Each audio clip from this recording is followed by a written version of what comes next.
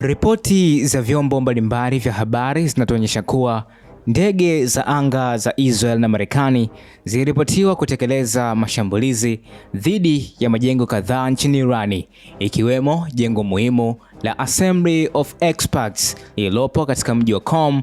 Jengo hilo ndio taasisi ya wajumbe wa dini wa Kiislamu wanaohitajika kuchagua kiongozi mkuu mpya wa nchi baada ya kifo cha aliyekuwa kiongozi mkuu Ayatollah Ali Khamenei.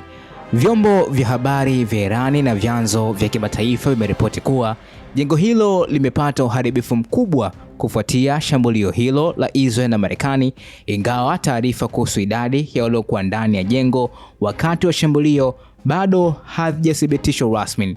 Pia haijafahamika idadi kamili ya waathiriwa, ikiwa ni pamoja na kama waumini au maafisa walikuwepo ndani wakati wa mashambulizi hayo.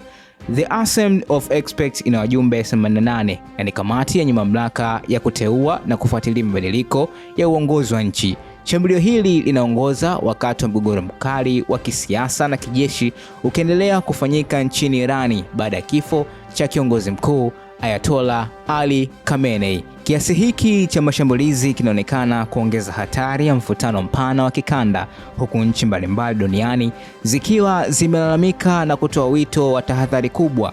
Aidha, bado inaendelea kufuatiliwa iwapo shahidi wa kina utapatikana kuhusu ni nani walioathirika ndani ya jengo hilo wakati wa mlipuko.